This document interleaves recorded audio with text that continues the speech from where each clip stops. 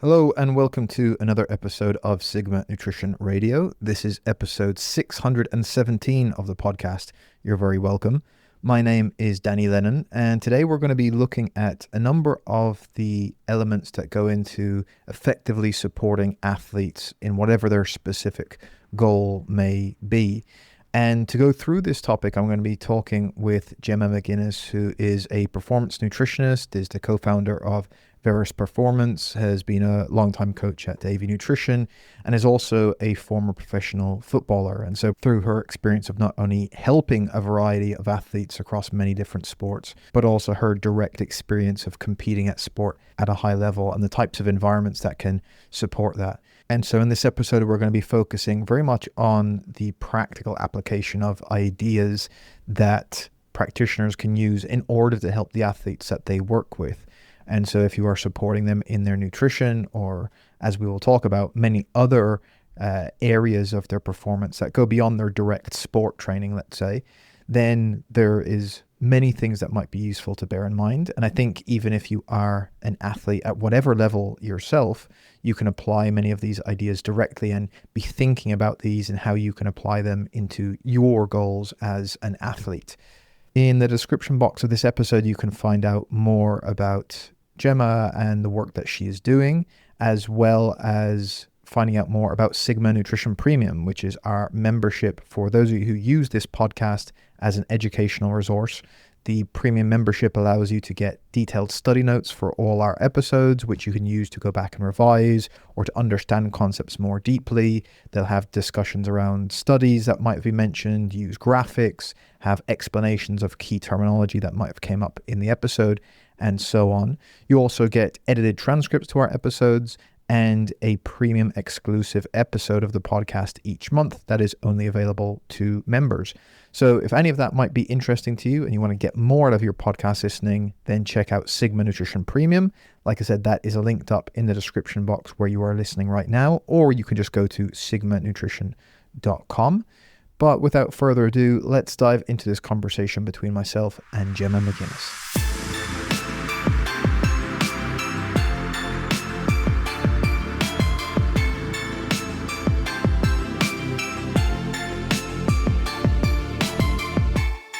A very big welcome to the podcast to Gemma McGuinness. Thank you so much for taking the time to come and join me. Thank you very much for having me. Really looking forward to the conversation. As am I. Lots of really interesting things to discuss, many of which I know that you have both spoken really well about, and as well as a lot of your writing that I've really enjoyed reading as well. But before I get to any of that, Gemma, can you give people listening an idea to your work that you currently do, anything you're involved with, your academic background, anything else that might be relevant to what we get into today? Yeah, well, I am a performance nutritionist, and I've just come off the back of my professional football career. So I grew up playing football all my life and played international level. I got into professional football later on. I had a good experience in terms of the challenges that I now work with athletes to support. More recently, now I've gone into the business side of things and developing Verus Performance, where I'm working with athletes across multiple sports to help them with pretty much everything outside of their training and their actual sports performance, with the lifestyle side of things, and really leaning in on the nutrition and behavior side to get them prepared as best as possible. Lots that I want to discuss within that. First, maybe let's start with some nutrition centered things, but as we'll talk about, we can't really isolate them as stuff. And this is one of the things I've really enjoyed, how you've tried to transmit this idea to a number of your athletes of talking about nutrition as part of something that's within a broader system related to their overall performance, as opposed to oftentimes, and understandably, what we might have in the nutrition industry is a focus not only on the nutrition, but even on nutrient requirements for athletes tend to be a kind of sole front and center focus. Again, maybe with good reason, but maybe none of the other things get discussed in the amount of detail that would actually be useful to athletes. Can you give, and this might be an overly broad question, but what is that kind of philosophy behind your thinking around where nutrition fits within a broader system that actually be useful to athletes? Yeah, I think it's a difficult one because depending on who you're talking to and what environment that you're in, it can be positioned so differently. So in a team sports setting, I feel like it has come a long way to feel more like a priority, nutrition being something that is closely linked to the improvements that and the priority that's placed on maybe their strength conditioning. That's come a long way, that there's a lot of value around.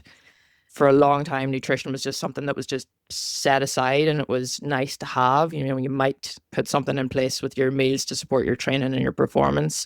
The view that we take in any environment that I'm in or any client that I'm working with or athlete is viewing this as a much more of an investment that provides benefits that's linked to your performance, but also benefits that's linked to your health and just your general well-being throughout the day. Because I think if it's too focused, especially with athletes linked in performance, there's actually this kind of, it's only for whenever I perform that I take care of my nutrition. And then when I'm maybe not in season or when I'm injured or when I'm not finishing my career, all of a sudden I haven't really thought about how I live with nutrition and how I interact with food and my day-to-day behaviors.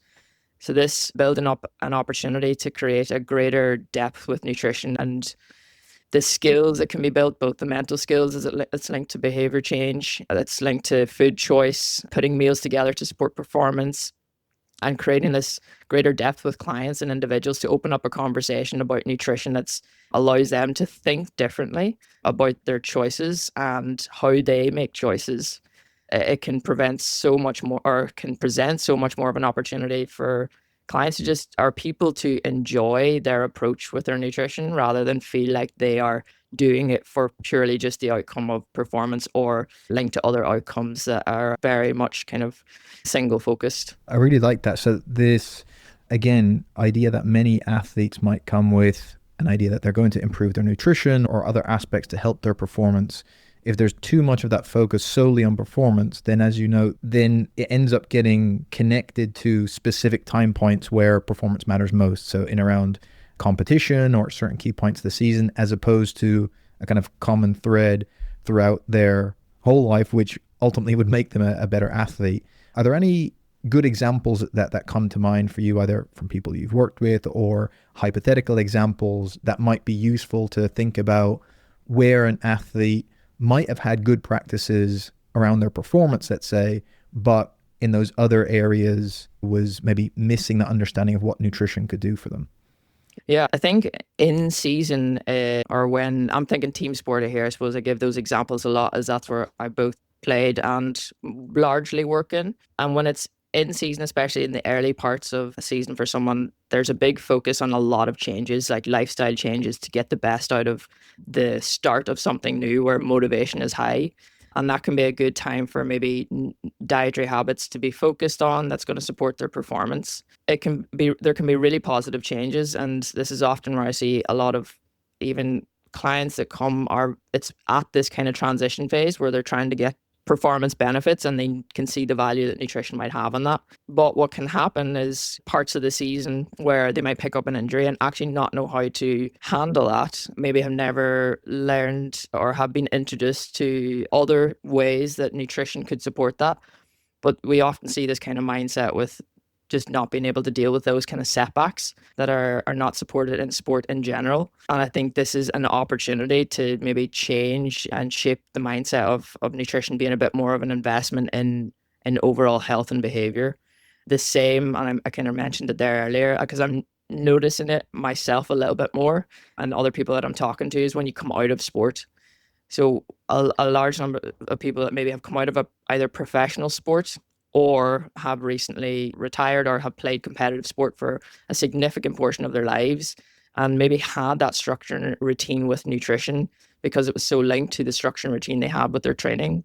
But then they're removed from that environment, removed from those types of conversations and the standards they might have had, and living a completely different life, and nutrition feels like it's just not fitting into that, or they have this idea of the way that they should be eating and not actually able to carry that on. And I do feel like there's that investment part that's just deeper than performance that can be better understood when you open up those conversations of how does this link a little bit more to other areas that are really important to you.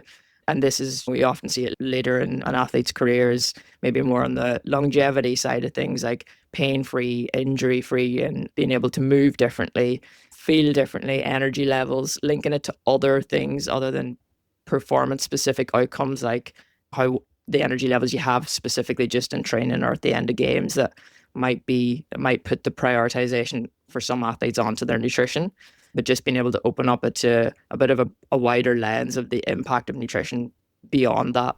This idea that you mentioned is really useful around, you gave the example of athletes that are transitioning from actively playing to post career when they're finished or when they're transitioning into a different role. Maybe this could even be temporary situations if they have a long-term injury, for example, but particularly when they finish playing, and it can have implications for their nutrition because it's not anchored in them being a player or a competitor at that particular point. And I think this actually connects to maybe a broader thing, even outside of elite sport, of around how our dietary habits often are connected to our identity in some particular way. And so it's not just necessarily certain nutrient needs or an understanding of that. There's these deep-rooted things that there's a lot of publications on around how it relates to identity. And so presumably that part for those examples you gave is where a lot of that work would be done of how does that person think of their identity now? How does that connect to nutrition and the types of conversations you might end up having to have with them around those types of ideas? Yeah, and that early stage, I think those conversations, I suppose I work a lot on an individual level, and it makes it slightly easier to have those conversations with clients about the identity piece and the why have you come here today? What is the goal? And you can go a little bit deeper than just they want to maybe change their body composition for the sake of a performance goal, or they want to feel better in their sport. There can be conversations of why do you do your sport? What type of athlete are you? And then it can be, okay, how does life look outside of that? And where does nutrition show up when you're not playing your sport? And what else do you do outside of your sport? And there are things that I've faced personally, but also from teammates and throughout the years. I think it's something that I believe that should be talked about a lot more in sport to allow for even just greater performance, but also a greater experience in sport. If someone gets a better idea of who they are as a whole person, as opposed to just the type of player or athlete that they are. Because if those standards, like we mentioned, are just purely linked to I'm just an athlete and this is why I live this way, and once that's taken away from you and you're not playing your sport or you're injured, it's a whole different story then. And being able to step into other areas of your life that you enjoy can make such a difference to even being able to come back and explore other areas and come back as a better athlete, a better person. Whole exploration I do feel like it's a really important element connected to nutrition as well, and how they start to invest in other areas of nutrition beyond even just meeting needs. It's now about creativity, exploration of trying new recipes, cooking skills, sharing with others. There's so much to be said for that, especially now as I would less class myself as an athlete now, like a footballer, but I've gone through that period personally where I know what it's like to just feel like that's all that you are, and then come away from it and actually being able to explore, actually, there's so much more going on here, and there's other areas that I can explore and build up and be able to deal with any setbacks that come your way in sport that are inevitable. In your particular case, I'd be interested to note that given the timeline for when you decided to stop playing, you'd already been a performance nutritionist at that point, working with people, likely aware of some of these things that you've just discussed, and likely ahead of maybe many athletes who had never considered some of these concepts, and it's more of maybe a brute shock. But given that, were you still experiencing those types of difficulties with the change in identity, despite maybe the rational awareness of some of these ideas, or had you kind of pre-prepared yourself for that transition in a way that you are happy with how it came out? Or what was your kind of personal experience at that time point? Yeah, I feel like I've had two different time points where I left, like I probably almost felt more pressure to leave, whereas this was more of a decision. When I was playing international level, when I was younger, when I was 18, I stepped away from football. I actually got into bodybuilding for like 2 years. So I was competing in that. And then thankfully got back into football and found myself with a bit of a different mindset coming back into it, where I felt like, do you know what, I'm just going to go, I'm going to have fun. I don't want to put too much pressure on myself.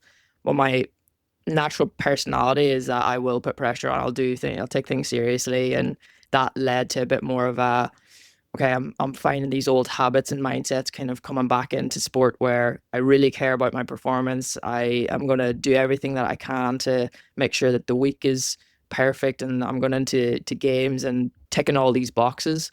I still found myself like, why am I not enjoying the sport that I said I was trying to come back into enjoy again? And it was even linked into the nutrition where it was very disciplined, quite strict.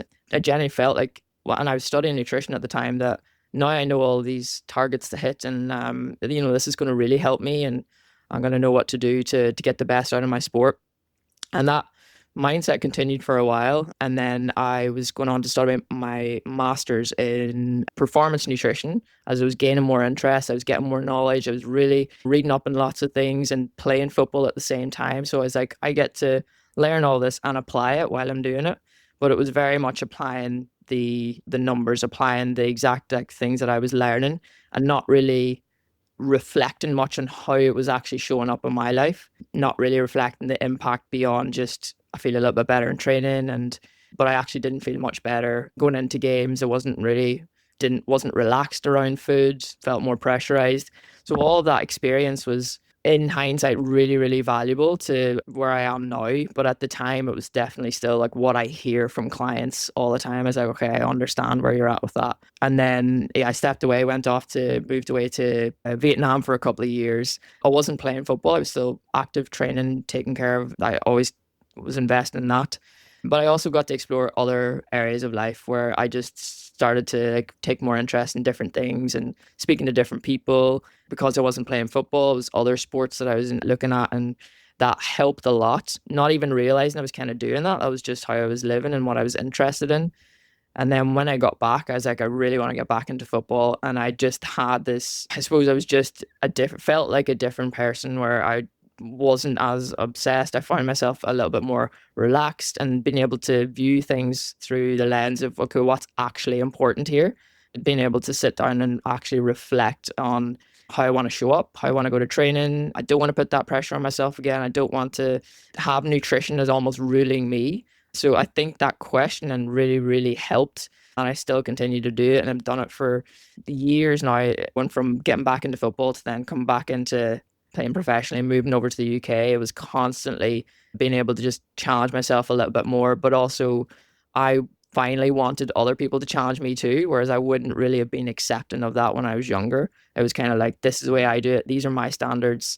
And now being able to do that myself and feeling really strongly about it, and being able to do that for others too, and just being able to help create a bit more of a depth in the question. And I've seen the difference that it makes when you actually ask an athlete, like, what does your best look like, and what you really want to get out of your sport. And it just helps to open doors that are sometimes it's just simple questions that you can get so much more of a, not just a buy-in, but an appreciation for someone just taking an interest.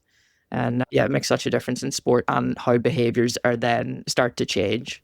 I mean, I can only imagine that change in perspective that you outlined and the huge benefit that it must have had for the several years of your career thereafter, where you could actually not only be really involved, competing at a very high level, but also enjoying that process much more than unfortunately we hear other athletes report. Like, I'm sure you're acutely aware of how many people say after the fact of they look back on a career, look back on a period of time where they were playing really well and like, I wish I'd enjoyed it more at the time, and I wasn't really there, and so that part must be huge. But one thing I do want to bring up, because you've mentioned it a couple of times, and I know it's kind of a core part of what you discuss, is around standards. And you've talked about the importance of having these or setting appropriate standards. And I think maybe this is where some athletes need some clarity over that distinction between setting appropriate standards for them that are going to correctly challenge them versus the point where we might veer into some perfectionism.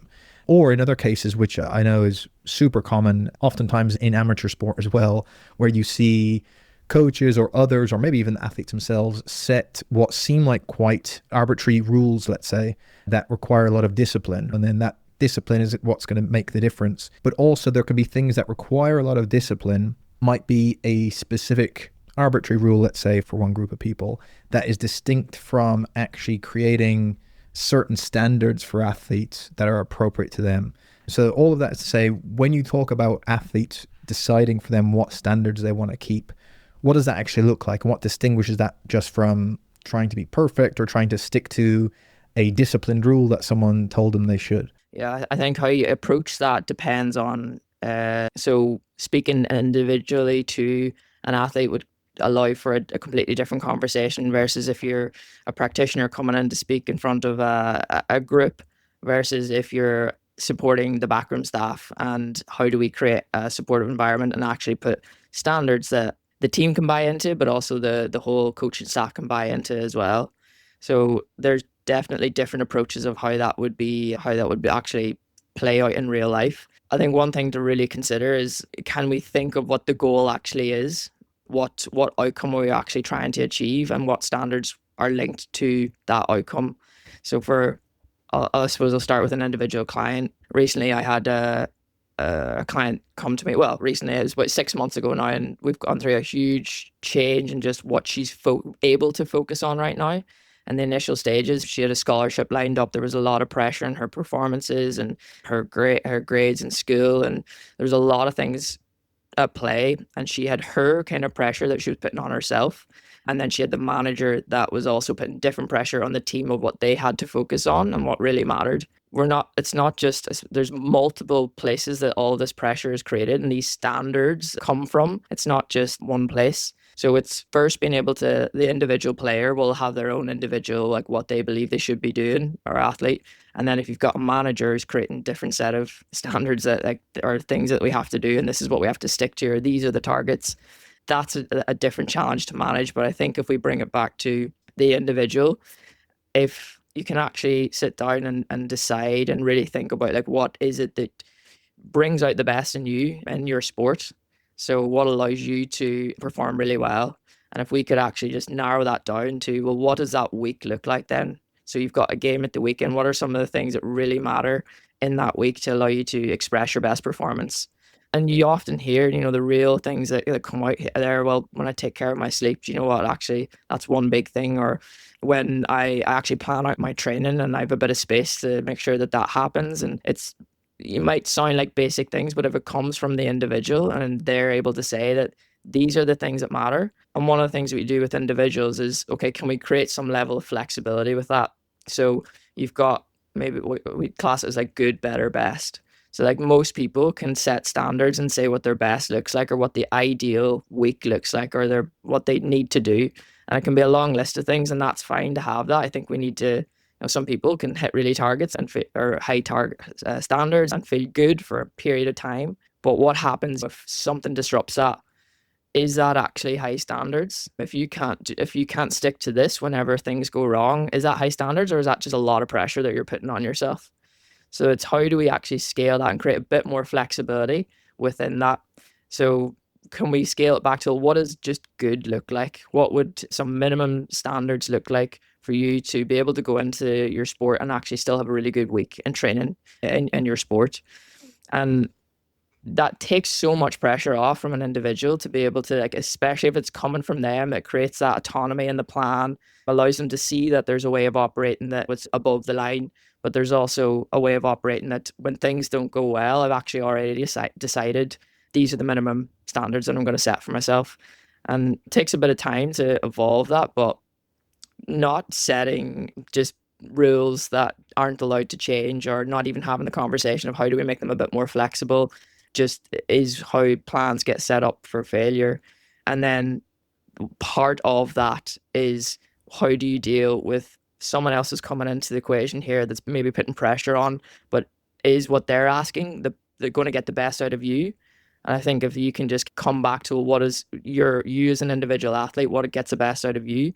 And that's just, I know this noise is going to come in, and there's going to be other people talking about different things and different standards, but how do you create them for yourself? And how, as a practitioner, can you help the athlete to identify that as well? This obviously connects a lot to the planning that the athlete and their coach would go through together. And I would imagine that it's relatively rare that an athlete, particularly who's interested in improving their performance, is going to come and say that they have no planning done, that they've never tried to put any plans in place, that they have just been freewheeling it for years.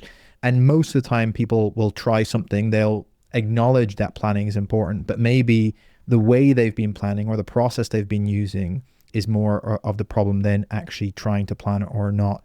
What are some of the main errors you would think that athletes can sometimes make in the way they've been going about planning? Or maybe said a better way, what would that difference between an effective planning process versus one that maybe is suboptimal, what would be the distinctions between those? Well, I suppose the first one is to look at what you're planning for, to know that the plan is actually aligned with what you're trying to achieve. So that goal setting at the start, like identifying what's important here and just keeping it with the context of like, okay, I want to perform my best and be ready for the game at the weekend and get the best out of that. Bringing it back to like what does a good week look like? Some of the places where I feel like consistency their ability to maybe show up consistently executing a plan is that they haven't identified the challenges. So being able to deal with when things just don't go to plan. Because I delivered a workshop in this recently to our group, and it was just how do you make the plan not fail? And it's the response time. So if something doesn't go wrong, do we have any skills here to actually help when things don't go to plan and you're able to just get slightly back on track? So that might be something happens at the weekend. Do you know how to respond whenever that weekend you're coming back? Are you able to just have the next meal that's aligned with your goals? And I've consistently seen this with clients is when that conversation is had and someone is able to say that themselves, that when this happens, that kind of in the research, like if then implementation intentions, like if something that inevitably comes up more consistently comes up, that you find your position that you find yourself in quite regularly, if they can identify what that kind of thing is, it throws them off. But then they go on to decide like what I will do the next time that this happens. By pre-deciding it, it might not. I always say is like you might still not do the thing, and that's okay. But if you've at least started to practice this, I guarantee, in 4 weeks time, 6 weeks time, you will start to notice a difference in just your thought patterns because you've tried to make a change. Some of the other things with the plan is reviewing it. I like to nearly see that someone has maybe set a bit of an unrealistic plan at the very start, but then because I know we're going to present it back and be like, okay, how did it go? And there's no judgment attached to it. There's just simply, let's do a review. Is, you do your review for your performances after the game. You have a look at how you played, how you performed. Let's just do a review on how you prepared. And because that brings back to like, you're doing so many things well that they might not have acknowledged. Look what you changed. You actually added protein in here. You had your carbohydrates before your training session. There's so many little things you've done really well. Maybe you're putting all the focus on this one area that didn't go right. So let's just focus on that for next week. It's not just this one way of planning, but it's like, how do we get someone to consistently engage in a process? And then you'll find your way with it. We see lots of different ways that people plan. Like I do it in a digital calendar. It's someone else does it in they might have a whiteboard for the family with all the meals, and there's lots of different ways. And if the conversation is just kept alive, the engagement in that process and the excitement of it as well, I think if it's left to your own devices, sometimes it can be difficult for anyone to consistently stick to something new. I know I have to get someone involved in things that are novel. With these things where we're trying to improve towards a certain goal and we want to know that we're on track and we might measure a few things, we might do a review, all these things we've talked about. It seems that in performance nutrition particularly, this can become very challenging to select the correct, let's say, outcome measures to make sure that it's actually supporting what we want it to support. That is, in other areas, it's more straightforward. If you have someone who is coming with the sole goal of losing weight, we have a very clear thing that they can measure to see, are the things they're doing with their diet working towards that direction. Similarly with health markers, we can measure someone's blood pressure, etc., whatever it is, to see over time. With sport, and particularly the athletes that you work a lot with, where they're in maybe team sports or more sports where performance outcomes are dictated by so many different factors, there's not that direct connection. We can say that performance directly was impacted by this one thing, as we'd have with those other areas I mentioned. And so within that, we have to kind of decide, how do we know that what we're doing is helpful to this athlete? How do we know that what we're doing and the way they're being supported is allowing them to perform at their best when we have performance metrics that have so much uncertainty in them? And even when we're best prepared, performance might not be where an athlete might want for other reasons. So given all that, how do you talk through this with the athletes you work with? How do you decide what constitutes success, let's say, from their nutrition perspective, and how to assess that over time, given that ultimately in the back of their mind, they're always thinking about performance outcomes in competition or games, etc.? I did a recent assessment of the goals that people set, and I think there was over 100 people that in the pre-consult form, and I just looked at the line down where we asked what's the primary goal, and we allow them to like choose as many as they like, but we're saying the word primary, and I think the average was 5 things. So 5 things that are somewhat contradicting each other as well. So choosing a goal, it can be really, or choosing a clear outcome is a challenge in itself that has to be looked at. Like, what actually do we want to focus on right now to improve, or what really would really matter? Because a lot of those things can happen as a byproduct. So I think when it comes to nutrition, there's always it's said a lot, so much with practitioners and in this space about how subjective the change might be and how difficult it is to measure.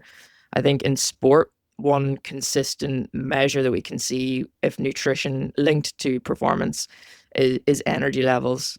That's very often what people are coming for and to improve. But it's also one of those things that you can get an early win with that, especially if someone is coming with there's able to describe maybe dips in performances, being specific in when you ask them about how does their training session feel, how does those red days, when you said you're training in the evening after a work week, something that you can target is energy levels. And I feel like it doesn't take long, especially if someone actually engages and they're bought in and they make the changes, that being an easy measure and an easy win. One other thing is, I think when we're linking these or trying to measure progress, that it's not just one thing. So are we able to kind of broaden this might be the outcome that we're looking to achieve, better energy levels, but could we also, alongside that, could we also measure a couple of other things? So that could be meal preparation. It could be the things that they've also identified that they're struggling with, clear challenges that they would like to improve. So obviously not putting it on them to make these changes, but I noticed that your cooking skills, you rated those low. Is there any interest there in improving that? And sometimes you get the eyes light up at different things if you start to talk about, here's 2 other measures alongside energy levels that we're going to also target, and that's just what we'll focus on for this phase. And once you break it down and there's, okay, look how, because we're maybe identifying the wins along the way, look how many other areas you've also been able to improve and we've been able to measure. You've said that you've gotten better. Maybe the speed of meal planning has gotten so much faster. You don't have to think about it as much. And that's another measure. And I know it's not directly linked to performance outcomes, but I think if we've got 1 or 2 performance measures that we could have, whether it's energy levels or it is maybe intensity in training, then just a lot exploring other ways that we can measure progress as it's linked to their enjoyment of the process too, that they're actually building skills and they're finding other things that they can get interested in too. I wanted to come back to one thing you mentioned right at the outset, Gemma, and that was this point about, I suppose, disconnecting the idea in athletes' mind that nutrition is only something of importance at those key performance times, or only connected with performance, and that there can be these other benefits on other areas of their life that ultimately would make them a better athlete, but also just will be better for them generally for health purposes, for their enjoyment of life, etc. One of the things that can often happen in sport is around behaviors or ways of thinking that maybe traditionally in the past were thought as being really dedicated in sport, or often praised for athletes that had these very strict, dedicated types of behaviors or ways of thinking that could also oftentimes veer into areas that now we know could be problematic for those other holistic areas around health, whether that's generating some type of anxiety or rigidity or implications for how they think about food, etc. For you, are there any examples that come to mind, or have you seen this in ways of thinking with certain athletes where there are these maybe things that have been ingrained culturally in us for sport for a period of time that were connected with dedication or whatever, that ultimately could be counterproductive? Absolutely. There are, I suppose there's many different personality types across sport. And one of the typical personality types is that kind of disciplined mindset and maybe tendencies towards perfectionism. And that approach can serve the athlete in so many ways for such a long period of time. Like, it can be such a beneficial way of living to create consistency with training and build routines and be able to say no to certain things that would allow them to stick to what they believe, is really important to them. But then there is almost a spectrum where it dips into it actually doesn't serve them up to a certain point. I think sometimes it's maybe just not evolving, an athlete maybe not allowing themselves to evolve, especially if it leads to maybe creating more stress and anxiety and maybe a little bit more pressure even in performances. And when it relates to, I suppose, I keep it within nutrition and being disciplined around food and strict around food choices, and you're no longer able to maybe go out with friends and family, and you're not able to relax around food. Just being able to maybe present the idea to a client and ask the question, like, is this serving you, or are you being a little bit led by these standards that you're setting for yourself, or this kind of disciplined route? And what it can often lead to is these disordered eating habits and not having any sense of freedom, or being able to try different things within nutrition. And I'm thinking, I suppose, more so with females, where I see it a lot. It's definitely present in males, but I'm thinking both the clients that I've worked recently with, and also what I see in the changing rooms and the kind of the ways that things are communicated.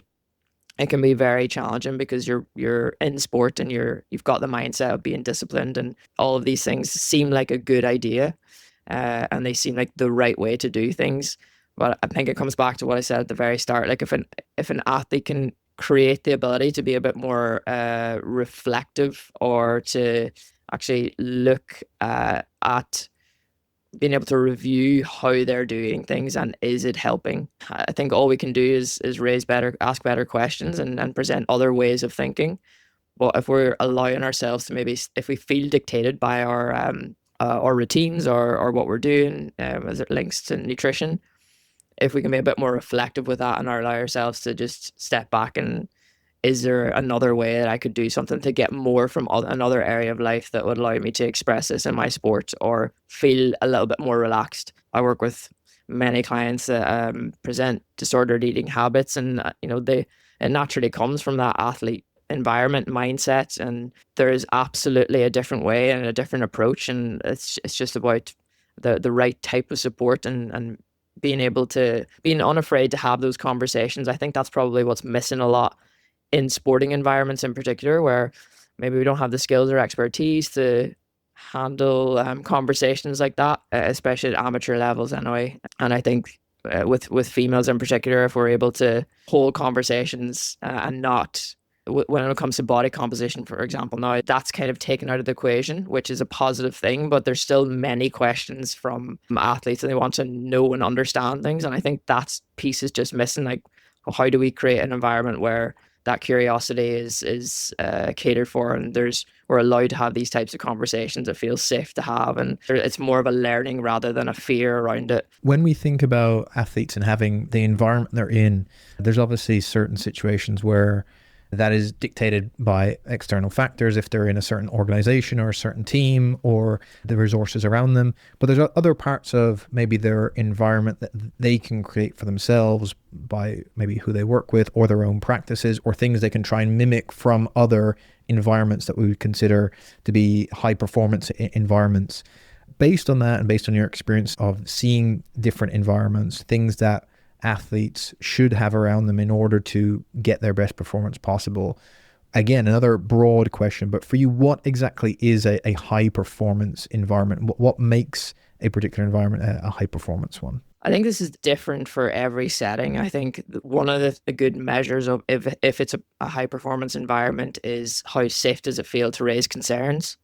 So if there are problems, can both the staff and the player or the athlete just openly raise that without feeling judged, or like there's a bit of pressure on whether they're going to get picked at the weekend. I think that's a good kind of gauge of, you can get a sense of that pretty fast if you're in any environment. Like, should I ask this question? Should I not? I think for in any environment, if it feels okay to do that, it's a really good opportunity to make positive changes and get good group buy-in and feel like there are things that an athlete might feel really strongly about, and it will be okay to have that conversation. I think there was a when I came into my final season there with Bournemouth, there was one of the questions that were asked at the very start for the leadership group of, if the women's team have this blank piece of paper and we're to create the best possible environment, what would that be? So let's not look at, we can look at other teams, but let's not just look at the way things have been done. This is a women's team. We're not going to compare it to the men's and what they have done. We're just going to build it from like what this group right now can create for maybe set up for the future groups as well. And I think simply just being asked that question by the staff and the head of performance, being asked as players, what does good look like? What can high standards mean as a team? Getting that involvement from the players themselves is a really good way to, because you can start to call out if we said that these standards are, this is what we're going to hold to. So if I don't do it and I'm the one that said, then it's very easy to feel like, actually, do you know what, I'm right. It's rather than I've been told what to do and I didn't do it, I'm going to kick up a fuss maybe about, I don't agree with that in the first place. So you can't simply just hand it over and give all the free reins to the players. There has to be the authority in place and the clarity of the roles. But I do think the involvement of players and trying to create a somewhat of a leadership style, player-led leadership within a group has huge benefits. And it's very easy for me to say that and answer it in this question, but it's incredibly hard, and you need some really strong leaders to actually create that type of environment.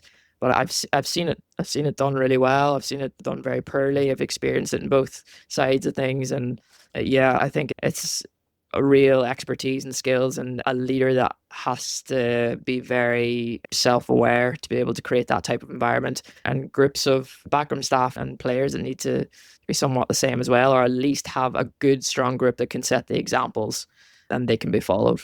In a similar vein to that question, but maybe if we keep it to perhaps people listening who are practitioners themselves, either performance nutritionists or dietitians, or nutritionists broadly, but started working now with people within sport, or maybe people who are generally health professionals who, again, might be working with athletes. When it comes to anything around effective support for those athletes, beyond the things that are typically done, are there things that you have found over time that maybe oftentimes might be missing, or that you found to be particularly useful, either when you were playing or as a coach yourself, that you think would be useful for any practitioners to bear in mind when they want to have this more well-rounded, holistic athlete support that gives them the best opportunity to perform, as opposed to something that's overly narrow? Or what are the things that come to mind that you think maybe are underappreciated sometimes? I think being able to educate, like nuggets of education, and being able to create a sense of why for a lot of things, I think is just not recognized enough of how valuable that is for many athletes. That a lot of the problems that I've experienced as a player, just listening to other teammates across the years, has been just lack of understanding why we're doing this. And there's so many small opportunities. It doesn't have to be this big slideshow presentation, but there's so many little opportunities to just, this is why we're doing this. This is why we're doing this check-in in the morning. This is why we're doing the wellness. It's going to be really helpful. And here's what we found the past 4 weeks, like little insights that are related to them as players are so valuable. And I feel if this was just paid a little bit more attention to and not felt as there was this big thing that has to be done or implemented or a massive change, it's such a small thing that can make a big difference to a player just better understanding what they need to do and also why they need to do it. And then that coming back to just, is it okay then to ask a question if for a follow-up? Before I get to my final question, for anyone listening that might want to find anything you've got on the internet, where they can find you, social media, any of your other projects going on, let them know any of the places on the internet they can go and find all your work. Yeah, on Instagram is probably the main place to find me for just the social media side of things. It's Gem McGuinness. I somewhat regularly write on Substack, Gemma McGuinness, and then I'm currently building Verus Performance. So you'll find that on verusperformance.com. So that's the main places for me. Perfect. That will be linked up in the description box for everyone listening, so you can go and check all of that out.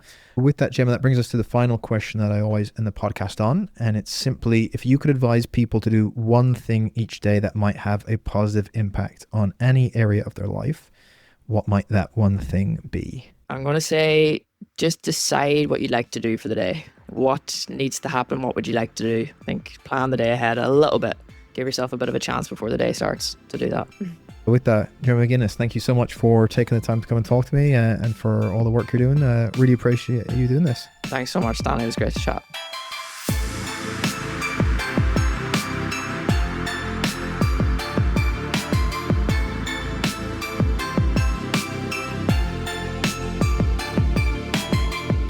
Thanks so much for listening into today's episode. I just wanted to remind you about Sigma Nutrition Premium, created with the goal of allowing you to more deeply understand the material you're hearing on the podcast episodes themselves, to be able to retain more of that after you've finished listening or reading through the notes, and then be able to easily and efficiently revise over that so that in the future you can be able to remember that information, to be able to use it, to be able to create your own content or ideas using things that you have learned. At the core of the subscription is our detailed study notes that you get to each episode. You have your own premium podcast feed that appears on whatever app you already use, and you get these extra premium only episodes. So for full details on this, then check out the link in the description box wherever you're currently listening right now, or just go to sigmanutrition.com and you can see all the details there. I hope you do come back for the next episode regardless. And until then, have a great week, stay safe, and take care.